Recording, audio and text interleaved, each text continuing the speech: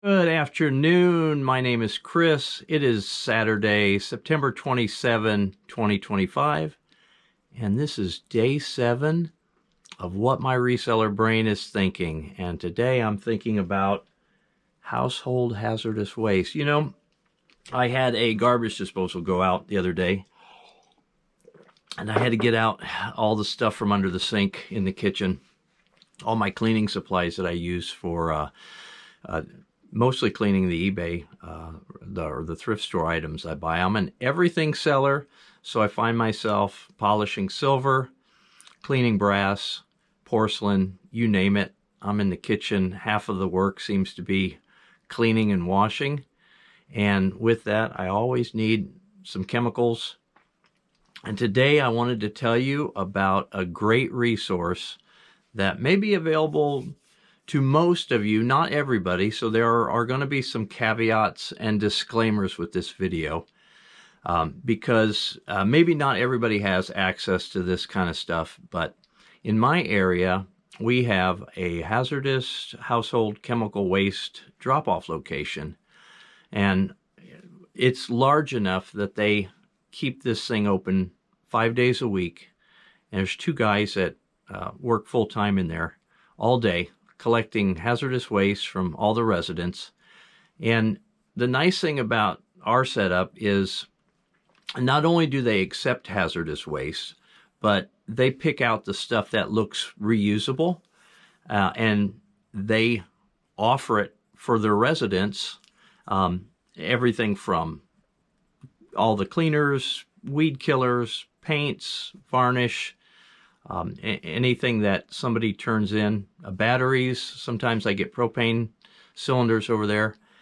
But they do a good job of sorting through and making sure that the truly hazardous stuff gets disposed of properly.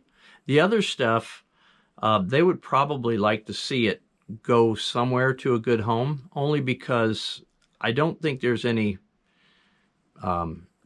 magic way to get rid of all this stuff. So when you take some old burn up motor oil and drop it off, I don't think there's any real way to dispose of it other than maybe incinerating it or burying it or heaving it into a landfill. So they're probably more than happy to get rid of most of what they take in. So, and what I have here today is a few of the little things that I've collected. As a matter of fact, all of this stuff is stuff that I get from my local hazardous household waste collection center. And it's really awesome. And another reason it's really awesome, over here on this side, I have some vintage items that I pick up from there that I can actually resell. This is just a small sample, a small collection of what I picked up over the years from there. And let me start. I want to tell you, if you go to one of these places, and the caveat and disclaimer is this: if your area has a place like this, first you're going to want to take some rubber gloves. Take a cardboard box, take some rubber gloves, because this stuff is nasty, and you never really know what you're going to get. And that's why I'm wearing this shirt. I think this shirt is appropriate for today's video because it's nasty. Some of this stuff is really gross. You don't know truly what you're going to have. And one of the caveats I was told a long time ago by one of the employees there was never get the 5-gallon paint cans, because sometimes those are used at the end of the day as a makeshift bathroom. And that's not something you want to bring home. I guarantee you that. So also, my disclaimer on all this is it is hazardous. It has hazardous or toxic right in the name, right? Household hazardous waste. This stuff can be hazardous. It is all hazardous. Some of it can be flammable. Some of the stuff you don't want to mix together. So you got to be really careful with what you get and really understand how to handle it. But for most resellers who are out to try to find some brass cleaner or some silver polish, a place like that is great. This Parker and Bailey, these are brands. A lot of these things are brands that I didn't even know existed. For one, the Parker and Bailey, love this stuff. I can find this occasionally. The area I go to is kind of ritzy, so you're going to have a lot of the people with the silver to polish. Not only even if you're not an everything seller and you deal with shoes, they'll have things like here's some Coach leather moisturizer. So they have a little bit of everything. I've even picked up grass seed and drain cleaner, and I'm like thinking to myself, really, who couldn't get rid of grass seed? Like, everybody has grass. You could just toss some grass seed out. Or who can't get rid of drain cleaner because it's made for going down the drain. But the stuff I love to pick up, and I've told the guys that work there that I sell on eBay. And what's awesome about that is they in the past have saved this old stuff for me because they know I like the old stuff. And here's an example of something that I picked up from over there. You get this Quaker made wheel bearing grease. You can tell it's old because there's no barcode. That's one surefire way. Plus it looks old. A thing like, let's see this, this stuff I use sometimes for cleaning, this Never Dull. So it says copyright 1941 on the back. I'm not so sure how old it is. I actually use this stuff. It's pretty good to have around. But this is how I picked it up from there. So a lot of the items you find will be full and unused.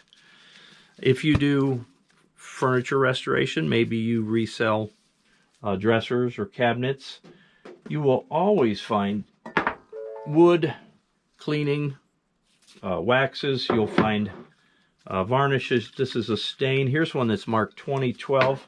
But nice thing about it is 2012, look how old that is, but it's always going to be probably pretty good.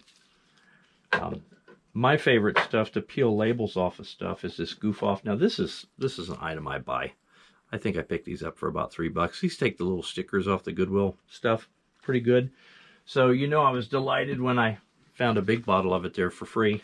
I love that. You know, resellers, we're kind of cheap. Well, I won't say cheap, but we're frugal or money smart, maybe. It's a better way to say that. I don't want to offend anybody, but I'm kind of cheap.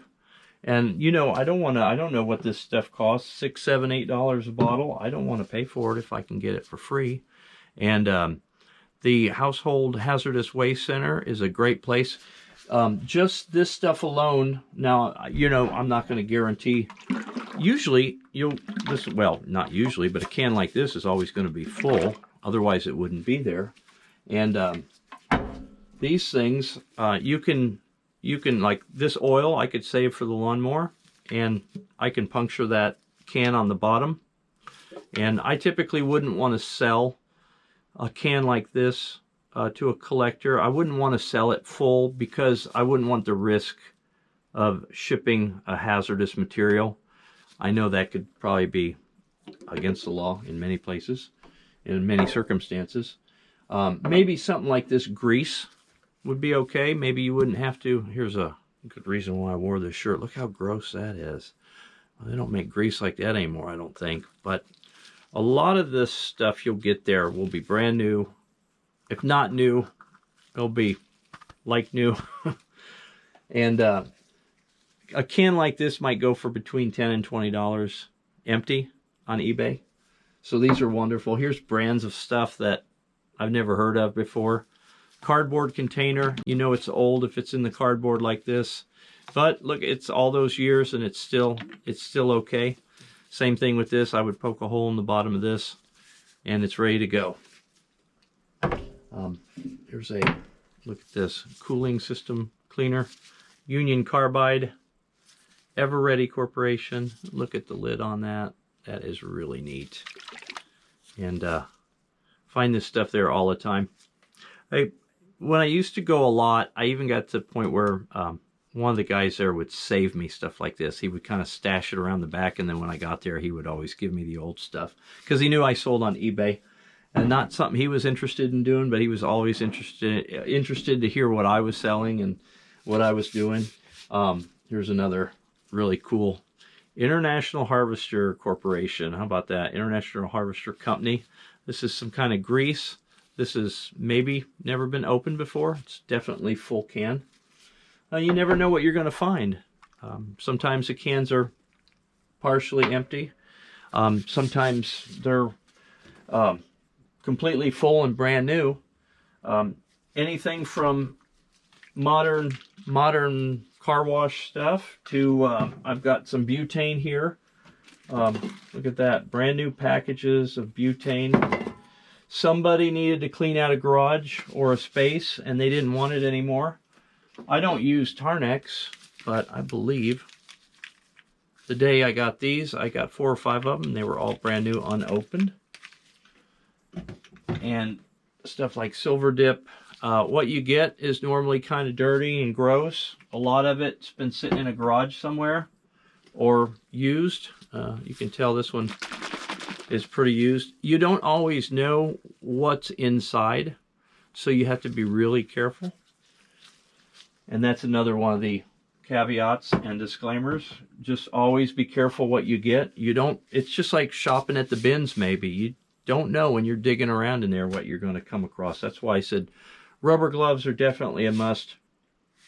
Not every city is going to have a household waste location like my area, because maybe they don't have the resources to keep people there 5 days a week. Maybe they're only there on the weekends. And maybe due to laws, regulations, whatever their policies are, maybe they don't offer an exchange, or maybe they don't offer a reuse program.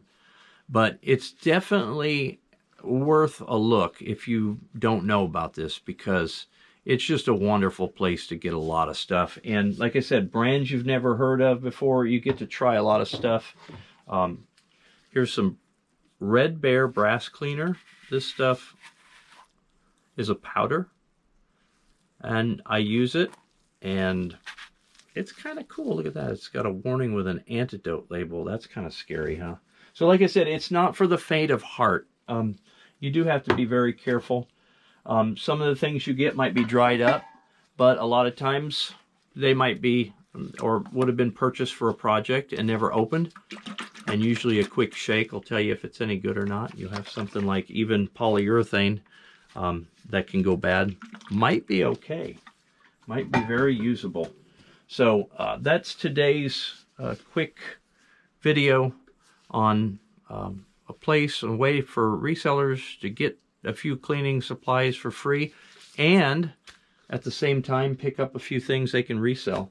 I can almost promise you, when you're digging around in those boxes, and you have to picture this, the one in my area, you go into this building, and it's an unmarked building. It'll usually be around the street department, the city street department, and you kind of a nondescript area. You drive up to it. There's not a big open sign or a banner, and you have to kind of know where you're going ahead of time.